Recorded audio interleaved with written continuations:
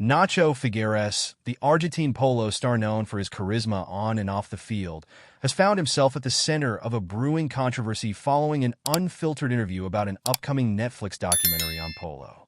Rather than delivering a polished promotional pitch for the series, Figueres made off-the-cuff remarks that have now raised concerns about the project's future. His casual dismissal of the documentary as BS and his assertion that all attention is good attention seems to have blindsided Netflix, who had been counting on the series as a key addition to their programming lineup. What makes the situation even more complicated is that Prince Harry, a close friend of Figueres, was expected to be the primary draw for the series. Yet during the interview, Figueres downplayed Harry's role, shifting the focus away from the royal drama that was supposed to be his central selling point. In a media landscape where celebrity involvement can make or break a project, Figueres' comments not only seem reckless, but also potentially damaging.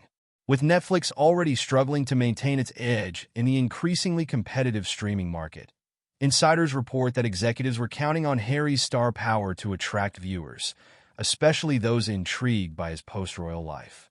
However, by minimizing Harry's involvement, Figueres may have unwittingly alienated a significant portion of the documentary's potential audience.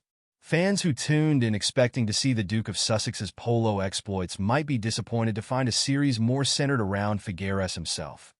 A star in the polo world, certainly, but lacking the international media pull of a royal. Adding to the damage, Figueres' dismissive tone was ill-timed. In an era where the world grapples with global crises, wars, humanitarian disasters, and environmental challenges, his comments came across as tone-deaf.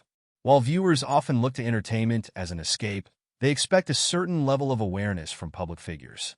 Figueres' flippant remarks about the value of bad publicity during such a turbulent time risk alienating a broader audience. Moreover, Netflix, which prides itself on producing high-quality content that resonates globally, may find itself in a difficult position with this documentary. Insiders have hinted at dissatisfaction within the company regarding the series' direction, with concerns that it focuses too heavily on Figueres at the expense of the much-anticipated Prince Harry angle.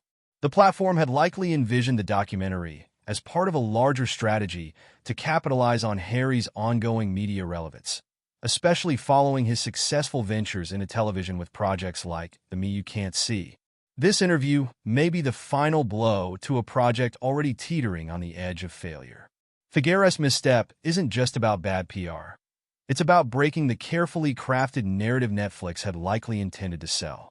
A documentary about polo, a sport already perceived by many as elitist, needed the grounding force of Harry's personal story, his life as a father, a former working royal, and a mental health advocate.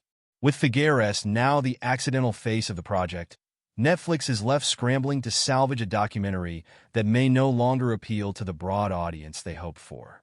The fallout from the interview has already sparked backlash, with viewers taking to social media to criticize Figueres' remarks and the documentary's perceived focus. His comments not only failed to generate excitement, but actively worked against the promotional efforts Netflix had been building.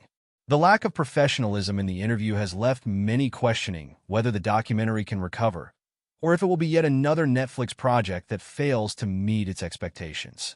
Ultimately, what could have been a promising venture into the world of polo may now be remembered as a mismanaged, tone-deaf production.